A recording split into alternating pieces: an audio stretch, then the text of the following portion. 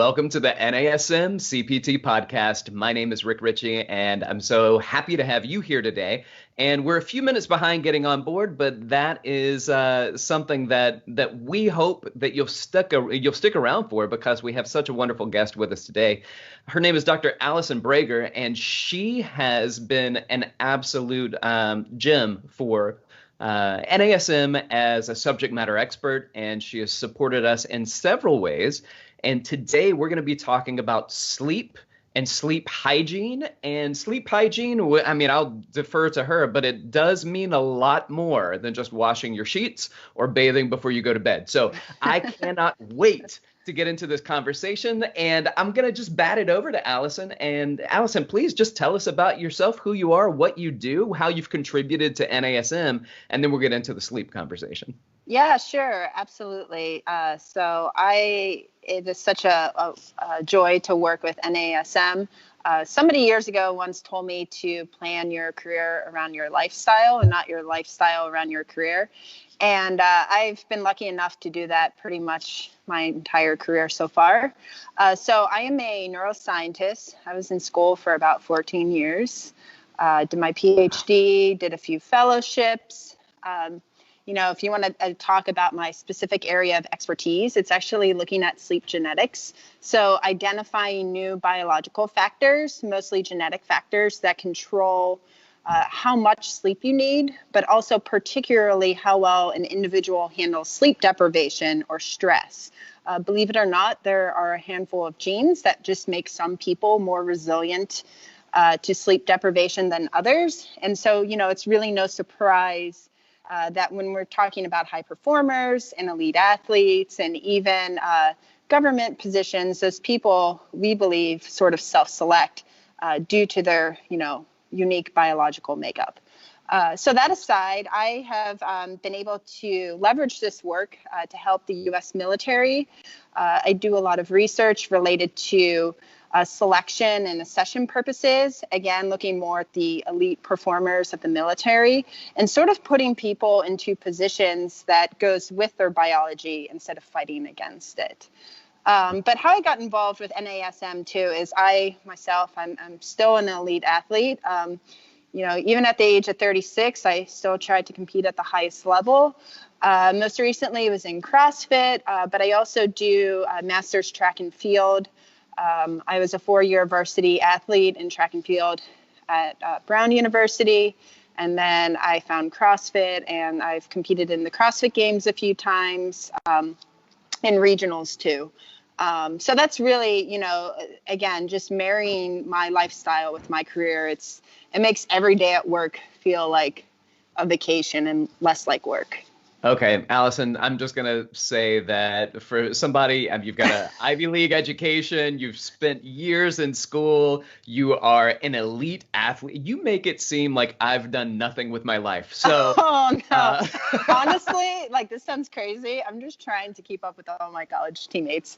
So a few of my college teammates have ESPYs and Emmys, and literally they are the kings and queens of the arts and entertainment industry. So one of my teammates is Daveed Diggs, who was one of the leads in the play Hamilton. So you see who I'm competing with in terms of my peers. I just got chills. I love him. Him. Yeah.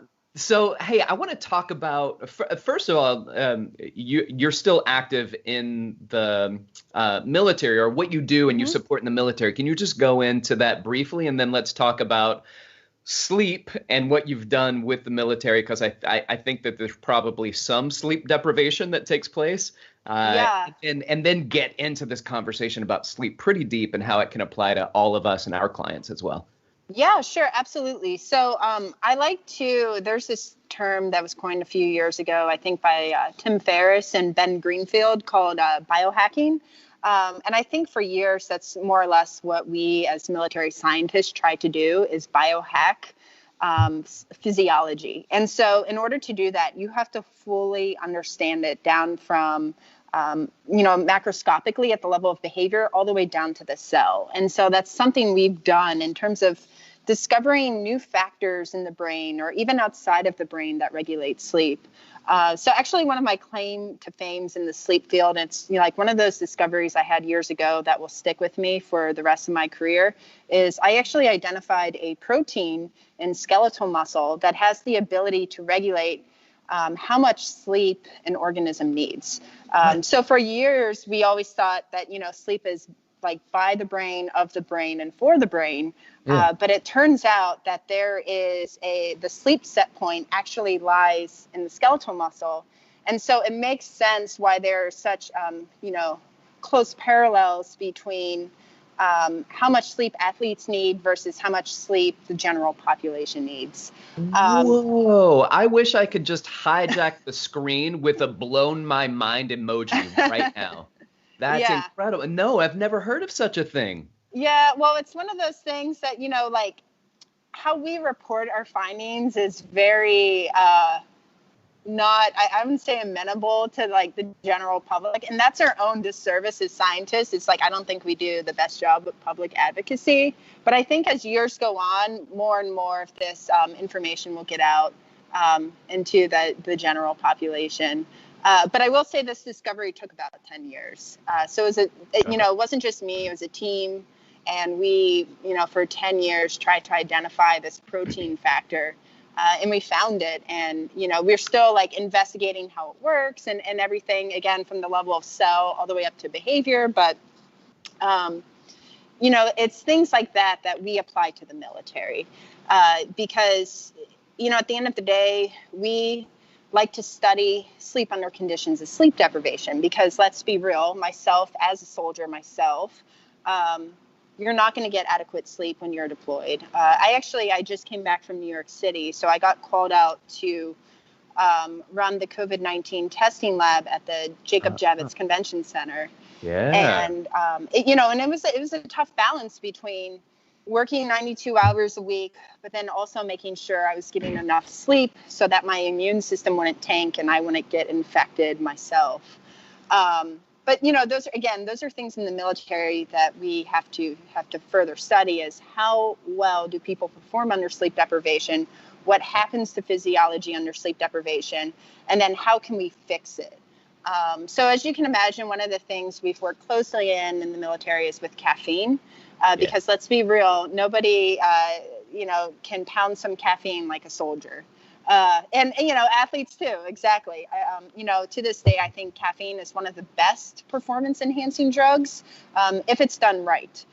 So we've actually done studies in the military to show that if you consume too much caffeine, it's not a good thing. So it actually ruins any sort of sensitivity you have to caffeine. And then two, it's all about when you take the caffeine as well as the source. Okay, so let's talk about what is too much, because I know some people, and I'm not naming names. I don't know who they are, but they might have a little too much caffeine. Where and how is that line drawn? So it's not so much your daily total intake, it's the amount you take at a particular time. So literally, we've done these studies for decades, many different schedules of manipulation of caffeine dosing. And we found that the body can't take in more than 200 milligrams at a time. So about 200 milligrams is less caffeine than an energy drink. So you can see where I'm going here with this. One of many reasons why energy drinks are terrible for you, and they do nothing but harm your body. So I would say 200 milligrams is about 2 cups of strong coffee, because a cup of strong coffee has about 80 milligrams of caffeine. So those, athletes, personal trainers who are taking pre-workout, those have over 500 milligrams of caffeine. Oh, my goodness. It is doing, again, nothing but harm to your body, because that extra 300 milligrams of caffeine, you're essentially just pissing out, for lack of better terms. Okay. We have found that every 4 hours, for about as long as you need, if you're doing 200 milligrams at a time, you should be good to go. Now, for somebody who just wants to sustain throughout the day, you should stop your caffeine intake around early evening, so about 5 or 6 p.m. But if you're Just somebody so you like know, mine's at 4 o'clock. That's my cutoff. beautiful, yeah, beautiful. But for somebody like a soldier who perhaps has to be up, for 24, 40, Hmm. sometimes 72 hours on end, which I've done myself. And medical professionals Medical and professionals, firefighters, like, absolutely. Yeah. Anyone, first responder, medical, anyone who right. has this like high risk, high fast paced job where any, lapse in judgment is the difference between life and Yeah. death. Every 4 hours, consuming 200 milligrams will help prevent sort of any decline in your physical and mental performance. So I have a guy I used to know that if he slept in a few hours, he would wake up with a headache Mm-hmm. because he was so, I don't know, what is that? Is it an addiction, a withdrawal? What's going on there with that caffeine, the lack of caffeine headache there? So, yeah, we become tolerant to caffeine, and just like any other drug addiction, as soon as you don't have it, one of the first things that happens is you have this vasoconstriction, especially in your brain. And that's like the sign of any sort of drug withdrawal, because at the end of the day, caffeine is a drug.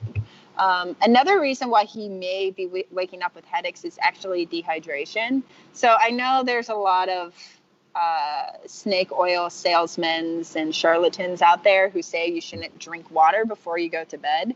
That is completely false. You do secrete this hormone called antidiuretic hormone in the middle of the night that prevents you from waking up to go pee. But you should always hydrate, because think about it, you're depriving of your body of water for at least 8 hours. And if you're sleeping in, so you're extending your sleep to 10 hours, you're going to be even that much more dehydrated when you wake up in the morning. And I also assume if it's a little bit warmer in your room, let's say that you just can't keep Yep. it as cool in the summer as you do in the winter, then you probably sweat a bit more when you're sleeping. Yes. So That probably actually, affects it. that is Yeah. sleep hygiene tip 101, is All right. always sleeping in a cool room. And there's actually a biological reason for it. So as we progress through the stages of sleep throughout the night, the deepest restorative stages of sleep are called deep slow wave activity sleep, and then REM sleep, which is the stage of sleep we dream. And in order to enter REM sleep fully, you have to have a drop in your core body temperature. So as you can see, if you're sleeping in a hot or a less optimal room temperature-wise, you're actually preventing your body from going into the deepest stages of REM, because your core body temperature is not going to effectively drop. Now, I've had this conversation with several people, and I've been fortunate enough to work and have wonderful conversations with some sleep researchers. And they're pretty gentle about this, because I cannot sleep cold. People talk about 68 degrees or something like Yeah. that, or down even to 62 degrees. Yeah. And my question is, if people cover up and they're sleeping in a cold room, but then they're putting the covers on, isn't it still warmer than 68 degrees? Like, what is, and Yeah. then if I can't tolerate it because I do not sleep well being cold, then that seems to affect my sleep as well. Is that Yeah. just something that my body should adapt to? Well, I mean, just like you have heat tolerance and cold tolerance, your body will eventually adjust to sleeping in a cool room. Regardless of the time of year, we say, between 68 and 72 degrees, and then with like a thin sheet, so no comforter. But in your case, one of the things you might try, and a friend of mine started doing this like 10 years ago, and then I started doing it. And then again, there's no science to support it, because it's not like anyone would ever fund this study, but like sleeping naked is like something that like I've recommended to people. And once they do that, like people in your situation who say they can't sleep in a cold room, try sleeping naked. It will change your life. I can't. Because I I'm can't even actually sleep without a like shirt you. on. I can't even sleep without a shirt on. I get so cold. And here's the thing, like I'll go to bed hot and I'll Yeah. take a shirt off and then I'll wake up freezing. I'll wake up freezing. So, I understand my business partner at Recover, who's also an NASM instructor, Aaron Yeah. Drogozeski, he has a chili pad. So he Oh, yeah, sleeps with yeah. that pad that cools him off Hmm. all night long. Because I think his wife is probably more like me. And so in Yeah. order for him to get the coolness he needs, he's got the chili pad underneath him. Well, everyone is different, and it just goes to show, that's why our job is never like a one size fits all. Sure. And that's something we do with our military. And some of the athletes I work with too, it's like it's very individualized. Like even like, when you talk about sleep disorders, there's different spectrums, Yeah. especially with athletes. So, Well, I want to do something is that I gotta shout out to somebody that has actually increased the awareness to the public about sleep health, and sleep hmm. hygiene, which is Ariana Huffington. And Yes. she did such a remarkable job of taking what you're doing right now and presenting it to the public. Now, Yeah. she didn't research it. She's the person of the Huffington Post, Ariana Hmm. Huffington. But she really brought this out. And now we're seeing consumers consuming a lot of the information that you're talking about. And then we Yeah. get people who've written books like Matthew Walker, Why We Sleep, and some other researchers who are Yeah. putting out kind of general population friendly Hmm. content so that Yeah. we can consume that information. Exactly. And so that's actually something I myself have personally shifted to in the last 5 or 6 years Mm. is, training scientists to make their research, like their messages, amenable to the public. That's actually a skill set that we teach now at professional development workshops. And it's Awesome. something that you have to work really hard at because, it's really easy, just like, like physical trainers, they have their own specific way of programming for a client. But then they have to, as they're doing the programming, they might know what all the jargon and acronyms and like the formulaic things for programming are in their head, but that's not how they're going to communicate it to their client. Yeah. And scientists need to recognize and do the same thing where, yeah, so this protein factor I discovered, it's called brain and muscle aren't like factor one. Did Like, you name that? no, it's actually it was named and discovered. So the most recent Nobel Prize laureates who discovered the circadian clock and circadian rhythms, they're the ones who discovered it. And that's why they named it that, is because it's highly expressed in the brain and the muscle. So it's expressed in most tissues of the body, but brain and muscle aren't like factor is highly expressed in the brain and muscle. But it goes by BMO1 for short. But if I, say Better. BMO1 to the public, they're like, what the hell is that? It's Right. just, yeah. But yeah, and I think it's wonderful what Ariana Huffington's doing, what Matthew Walker's doing, because you do have the other end of the spectrum. Like, one of our most like hated advocates in the field is Elon Musk, because he loves to brag about how little sleep he gets. And, Oh, it pains us that he's so highly no. accomplished. But you know what? Me as a sleep geneticist recognize he probably self-selected for what he did because he Right. has a short sleep gene. And we've identified genes in individuals who can get by with 2 to 4 hours of sleep a night, and that's all they need. And it's probably no surprise that if you look at most U.S. presidents, a majority of U.S. presidents sleep under 5 hours a night. And if you look at top CEOs of Fortune 500 companies, it's the same with them too. So again, it's in generals. If you look at generals in the military, a lot of them sleep less than 5 hours too. I really think, for those high level positions, you do, unfortunately, your biology is sort of self-selecting you into them. Yeah, one of the biggest issues that we've had at Recover, which is a recovery facility for athletic and cognitive stress. Our issue is that people wear their lack of sleep like a badge of honor. You Yeah, know, as you can imagine in the military too, that's been, that we're always fighting an uphill battle, especially with like combat arms units. yeah, The medical side, we get it completely. Like we made sure in New York City that, everyone had a great place to sleep. and was getting at least 7 hours a night. But then when I told my friends who were in combat arms, they're like, oh, of course our Army medicine is going to, let their soldiers sleep more. I'm like, yeah, because Yeah. Yes. hello, our Yes. research. Well, so our facility at Recover is only about a quarter mile away from the Javits Center where you guys did your setup. That And is so, right. Yeah, yeah. yeah. So if you're ever back that direction, I'd love to have you come over and visit us there. And we do a lot with sleep and sleep hygiene and trying to really get people involved and better understanding their sleep and supporting people with it. I do have I guess right now at this point would be a theoretical question, and it has to do with adenosine.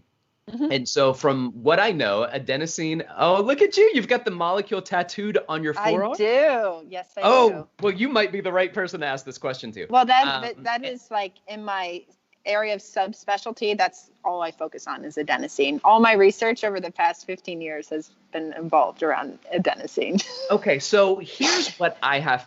My question is, I know, for instance, when I am sleepy, right? When I am sleepy, that we know that there is a buildup of adenosine that takes place, and that caffeine is a blocker to those receptors, or and so it's blocking the adenosine. But here's the question. The question is, after I work out, I tend to not be so sleepy.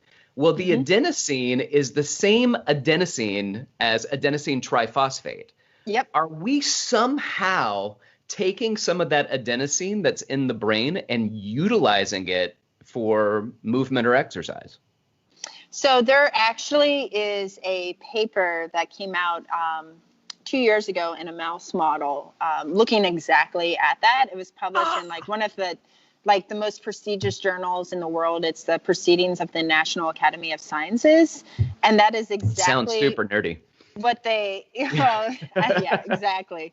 That's exactly what they found. So adenosine in the brain, no, you are spot on. So that's crazy. Adenosine is produced in these in glia called astrocytes, and then it's shuttled from the glia in order to, be involved for cellular energy, specifically in the brain. Well, these researchers found transporters that are able to facilitate transport from the brain into extra brain, so bodily areas that could be used as cellular energy substrate stores. And I'm actually going to take this a step further. So one of the primary projects I tried to get off the ground, but as you know, with federal spending, like what's hot and what's not changes frequently. So unfortunately, I haven't been able to do this study yet, but I have this theory about creatine, especially creatine supplementation, being able to do something very similar to exercise, where it rapidly replenishes the ATP adenosine stores so that you require less sleep at night, but still be able to perform just as well the next day. And there's a group in Canada who did a study relating it to cognitive performance, where they found that doses of creatine supplementation, so doing a load up phase for 2 weeks and then doing a maintenance phase, when these individuals were sleep deprived, they tended to have more stable mental performance because they had that extra adenosine and ATP to utilize from creatine stores instead of the traditional, glycogen stores. Oh, this is fun. This is fun. All right. So I'm telling you, I could talk about, without getting too deep into the weeds, I could talk about adenosine all day. You are hitting my interest from so many levels, just as in regard to health science, which is what one of my degrees is in. So the health science is very valuable, and sleep has been not part of my formal education, but it is definitely something that I've studied outside of my formal studies, simply because in recovery and recover from injury, recover from stress, recover from athletic performance, recover Yeah. from cognitive issues. Sleep is highly important. So I want to talk about a few more things, and Sure. then we're going to open it up to the people that are listening, see if we have any questions. So Yeah. I have three things kind of that I want to talk about. One is light. Yeah. I want to talk about light. I want to talk about red light. I want to talk about blue light, hmm infrared light. What are some of the effects of light and what it has on sleep? So light is the primary driver and manipulator of sleep. That's something that we have utilized in the research field and even in military science for years in order to keep people alert and awake at times when their body doesn't necessarily want to be. So blue light, as we know, is very alertness promoting. It actively causes the recruitment of alertness promoting neurochemical and even endocrine pathways of the brain and body. So, for firefighters, for example, for those firefighters who are about to do the 24-hour shift, Hmm. and say they're going into work in the winter during short days, we recommend they have a blue light box as they're driving in the morning, something to sort of coax their brain into staying alert during a time when their brain wants to be asleep.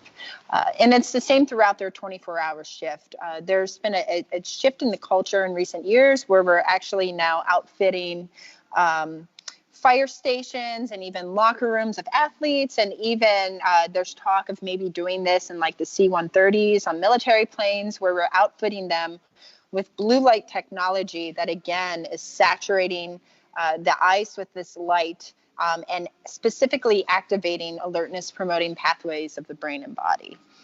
Now, red light is actually, we as humans are insensitive to red light. Actually, all mammals are insensitive to red light.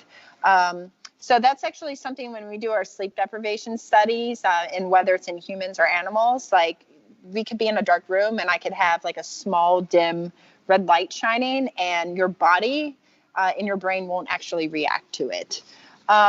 So when it comes to red light, I think I wouldn't say it has any benefit, but like say you are somebody who, for whatever reason, you can't sleep in a dark room at night, or say like you just can't go to the bathroom in the middle of the night without flipping the switch.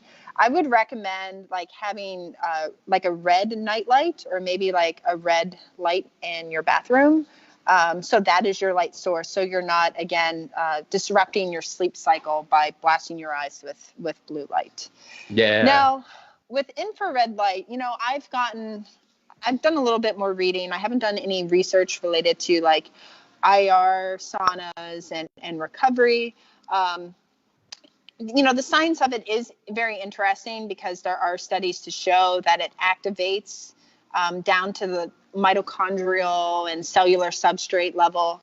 But myself personally, I haven't done enough research with that. So I think with infrared light, it probably falls into that same category as creatine supplementation, where it's used more for replenishing cellular energy stores rather than like holistically facilitating recovery. You know. Okay.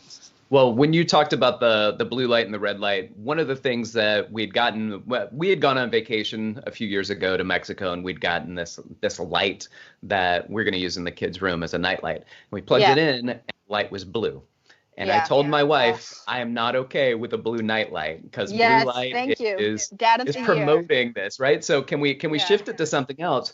But what a lot of people may not know is that also blue light is a primary spectrum of light that comes from computer screens and comes from your cell phone. Yes. So for Yes. people who are trying to go to bed at night by Mhm. staring into their computer screens, television screens, or their phones, there may need to be a shift. Now, what I have is a blue light blocking screen, and it doesn't block Yeah. all the blue light. But for me, that's going to be something, a step, an active step that I take in order to limit the amount of blue light because I will look at my phone at night before bed. I try to keep my wife will be on the phone or on the computer, and she'll just be like, I can't fall asleep. And I'm like, Yeah. that's the blue light. Yeah.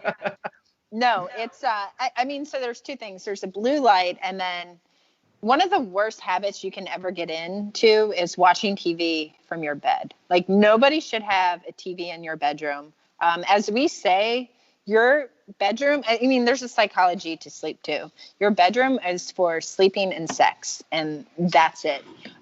Even in New York, so, we were staying in a hotel for 2 months.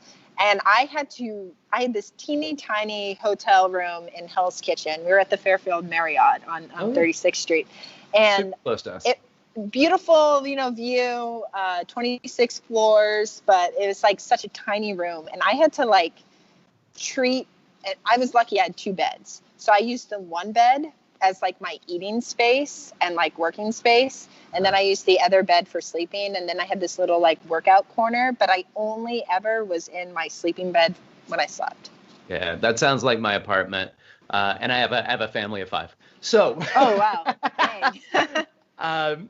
I have 2 more questions. One is, I want to bring up my favorite word in sleep science. And then I want you to talk about it. The suprachiasmatic nucleus. The SCN. Yeah. So funny. It's so funny you didn't know my research background.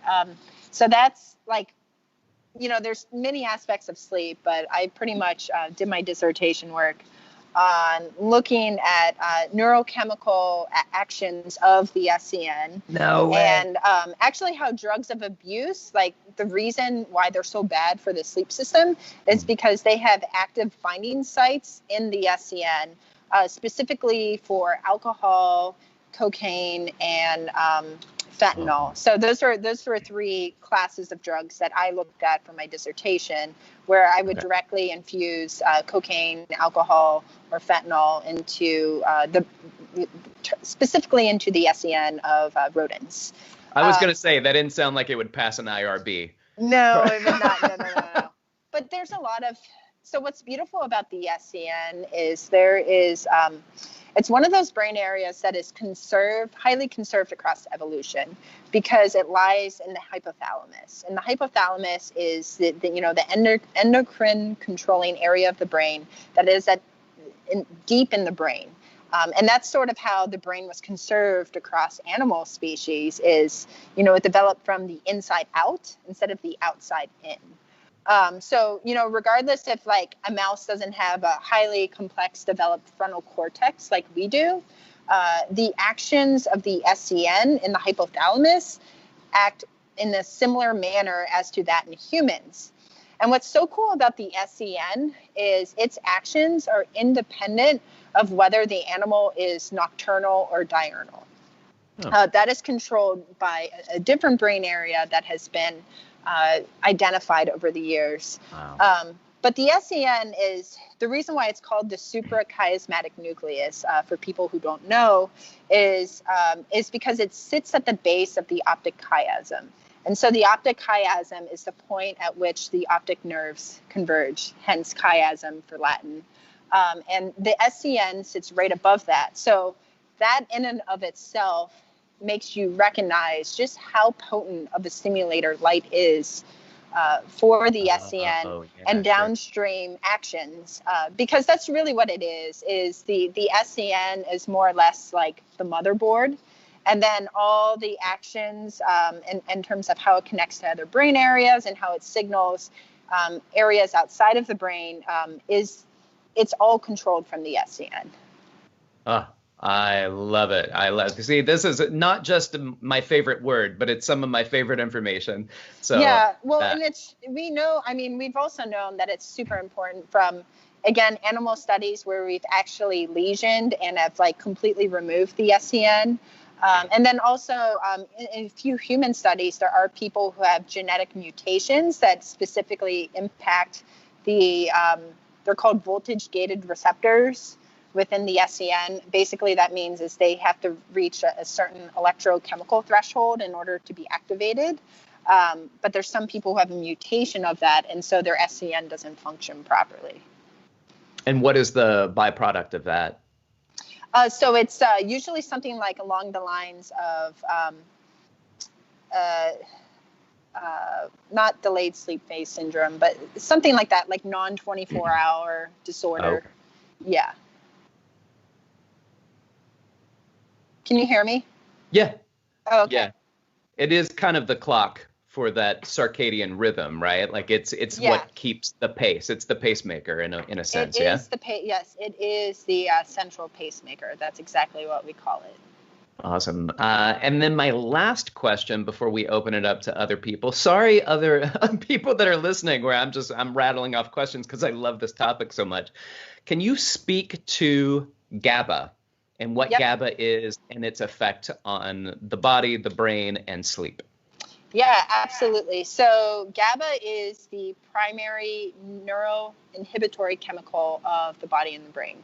So it is an inhibitory signal, um, and but it can also be an activating signal too. So if you remember from like basic physics, if you have a negative and a negative charge, those two negatives combined can create a positive reaction. So you could see from that in and of itself how GABA is the most potent modulator of physiology. So GABA is released when we're transitioning from wake to sleep. So typically in the deepest restorative stages of sleep, we have really high GABA tone. Because again, like the GABA signals have to make sure that we're not active in terms of, muscle tone.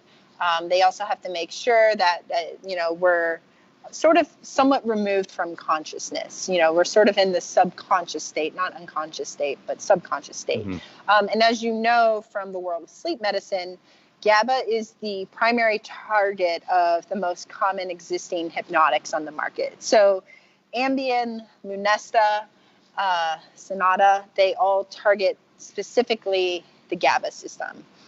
Alcohol is also actually a GABA agonist as well. Right. So as you can see, it has huge effect. But yeah. There's also let's go back to that about the alcohol, because I think that some people will say this, like, I'm having a hard time sleeping. Mm-hmm. I'm going to have some drinks to help me go to sleep. But one of the Yeah. things that Matthew Walker talks about in his book, and then Dr. Rebecca Robbins and I have had conversations about, is that there's a difference between sleep and unconsciousness. Yeah. And that alcohol can facilitate some unconsciousness, but you may not actually have these levels of sleep that you've talked about thus far. Exactly. So there's nothing wrong, I think, with having one and at most two drinks before you go to bed, because there is something about like that level of GABA activation is enough to coax your brain into a state of sleep. Okay. More quickly. But past two drinks, it's too much GABA. And it goes back to my point before about when you have GABA mixed with GABA, it's called disinhibition. So when you have an inhibitor that inhibits an inhibitor, it causes a positive reaction.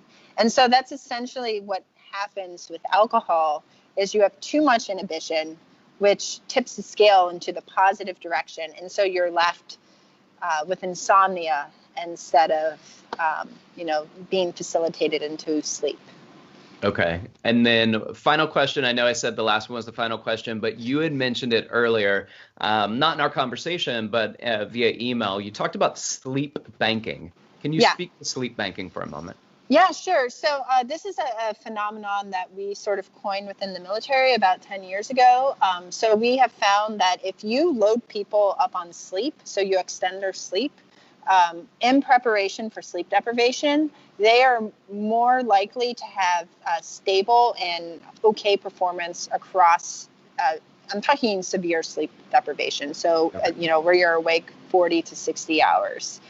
Just extending your sleep by an hour to an hour and a half for a week can help somebody get through 40 hours of full-on sleep deprivation more easily. And it's actually, we found, healthy for your immune system too. So, that was one of the things in New York City I really emphasized to the soldiers under me is like, hey, like, sleep with every opportunity you need. When we were working those 92-hour work weeks, like I let my soldiers nap inside, take turns to nap because I didn't want any of them getting sick. And, fortunately, we didn't have anyone get sick. So. So does that speak to the common phrase of sleep debt, that you can overcome a sleep debt by sleeping more? Yes. So, as we like to say, sleep is like a bank account. The more you put in, the more you can take out. But then also, the more you take out, the more you have to put back in. Okay. So it's the same concept. Gotcha. All right, cool. I'm loving it.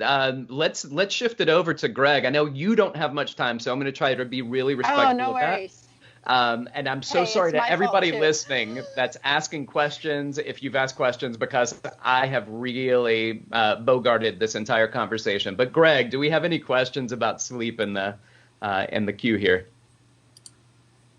Yeah, John wants to know, my wife's body heats up when she sleeps to the point that you can't even touch her.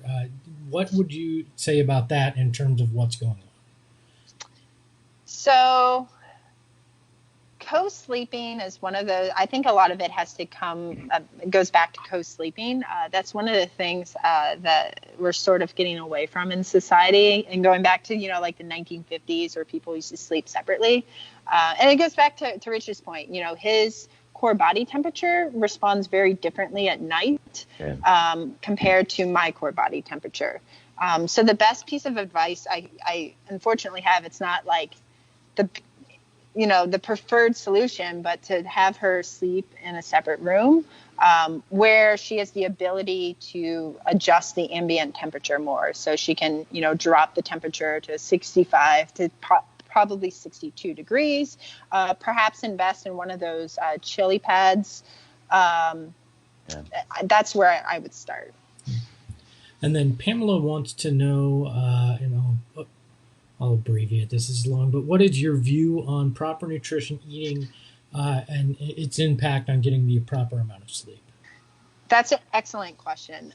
So one of the things you want to avoid, that we as humans are very guilty of, is having sweets before you go to bed. I Uh, think that is the most disruptive to sleep, more so than even alcohol. And the reason is because it spikes our blood glucose levels. And when we're sleeping, we're going to sleep and transitioning into sleep at night, we actually want to see a decrease in our blood glucose levels, not an increase. And then in general, you want to avoid like spikes in your blood glucose levels throughout the day anyway. So, staying away from those simple carbohydrates, etc. can we piggyback on that and then talk about just Yeah. eating before sleep? Is there a kind of a best practice when it comes to eating, regardless of the sweets or? So it's different for, as you know, athletes versus the general population. Um, Intermittent fasting, there's a lot of evidence to support it, in terms of promoting lean muscle mass. And I think that is a good approach for the general population. Now, when it comes to elite athletes and people who are training for a competition, you actually do want to have carbs, complex carbohydrates. Again, nothing with a high glycemic index that's going to spike your blood glucose. You want to have that before bed because, and I certainly know, is like that insomnia you get in the middle of the night because your body's starving, because it's just been, your basal metabolic rate has just been so high from training. So with athletes, I think it's good to have something low on the glycemic index before you go to sleep. Now, I knew a lot of people, especially hypertrophy-based athletes, that would crush protein Yeah. prior to sleep. But does that make sense? Is that something that's a good practice? Yeah, so actually protein is a good practice, especially casein protein, because it does have this slow release again, and Yeah. it's not going to spike your blood glucose. And a lot of that actually is enriched with tryptophan as well. And tryptophan is one of the precursors that can help facilitate sleep as well. A lot of over-the-counter herbal sleep supplements are actually uh, saturated with tryptophan. Okay. All right. And I know people have heard tryptophan because of Thanksgiving and things like that, but Yeah, tryptophan is actually in a lot of food, yeah? it is in. Or It meat? is. It is in a lot of meat. I can't remember which ones, but yes, you're absolutely right. It's just not limited to your Thanksgiving meal. Yeah, creatine is in a lot of meat too, but the problem is the bioactive properties of creatine in terms of the volume you need. You're not going to get enough from it from red meat. You actually need to supplement, because I think red meat, a pound of red meat has like 3 milligrams of creatine, or 3 grams of creatine, whereas a supplement, in order to have like a biologically advantageous effect, it has to be anywhere from 5 to 10 grams. Excellent. Greg, do we have any other questions out there? Yeah, Melissa wants to know, she says, I find I sleep so much better when I wake up naturally rather than with an alarm. Is that a common thing? Absolutely. And usually that is because you're transitioning out of REM sleep. So when it comes to sleep, there's, the 90-minute sleep cycle, where you go from a state of wake to non-REM sleep to REM sleep. And we know from years of research that it's much easier to stay alert when you're coming out of REM sleep and then transition back to a state of wakefulness than to be woken up out of a stage of non-REM sleep. It has to do with, without getting deep into the weeds, the turning on and off of different neurochemical pathways. All right. What else you got, sir? And the final one we have here in the chat is Scott says, I find that I have more sleep disturbances or lower sleep efficiency overall in the spring. Is that potentially due to allergy season or other considerations? It can be due to allergies. So the histamine system is a alertness promoting system. And so allergies activate the histamine system. It actually could also be due to the light. So that's one of the things. I tend to have longer sleep and better sleep in the winter when there's shorter days than in the summer when there's longer days. One of the things I have to be very disciplined about in the summer, especially now as we're approaching the longest day of the year, is to go to bed at a reasonable time, because I know that light is just going to hit me at 6:30 and I'm going to be awake. So light, and you can invest in blackout curtains. Personally, I'm not a fan of them unless you are a shift worker or a first responder. In that case, you want blackout curtains because they're going to most likely be sleeping during the day. But for the rest of us, it is extremely healthy for our sleep cycle and our circadian rhythm to go to bed after sunrise and wake up, around sunset to get that natural light source. Yeah, well, that must be why it is so difficult for me to wake up in the winter, because everyone, yeah, it is miserable. I just want to sleep longer and longer and longer. And with that being said, there are night owls and there are early birds, and I've transitioned. I used to be such a night owl, and I don't know if this is something that happens with age or what, but I've certainly transitioned. Okay, all right, talk me through this. It actually, so the woman I work for at Brown University, that's more or less her claim to fame, and she's the reason why school start times are delayed for high schoolers to middle schoolers, because as we go through puberty and into young adulthood, so we're talking like throughout your 20s, your circadian rhythm rewires itself to be a night owl. So you'll actually see a huge shift in the nighttime release of melatonin to favor more nighttime hours. But then as we reach our 30s and beyond, we have this complete shift, and then we want to become early people. So it's no surprise that, like, when you're 60, 70, 80, you're waking up extremely early. That is just a biological consequence of being human. For whatever reason, that's how we as humans have evolved. I got it, because I remember I worked at a gym and they opened at 6 o'clock, and then I remember the general manager goes, "Look, we're going to need some people to cover an earlier shift. All the old people want us to open at 5." So that was something that that I see now, because I would sleep so late, but now it's a steady get up at 6 o'clock, whether or not I have clients or anything like that. And I used to say I'd only get up early in the morning if somebody paid me to do so, and I would get up Yeah. early to go train. But now it's just, that's where I perk right up. Yeah. So here's my last thing that I want to ask you, and it really has to do with kind of actionable steps and best practices. And I know Matthew Walker says if you get anything out of his book, it's a sleep schedule. Now, with all the information that he's put out, he says if you don't take anything else away from this book, go to sleep at the same time and wake up around the same time. Like, try to get a sleep schedule. Now, with that being said, can you speak to that, and then any other top best practices that you think we should adhere to? So he is absolutely right. I mean, it makes sense. He is a leading expert in the field. His sleep schedule is number one priority, because you are keeping to your circadian rhythm of when to be awake, when to be asleep.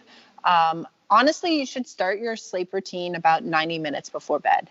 So 90 to 60 minutes before bed, that's when you power down all the technology. So no more smartphones, no more TV.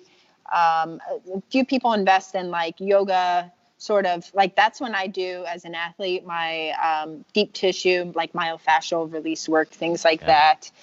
You actually want to keep the light in your home low.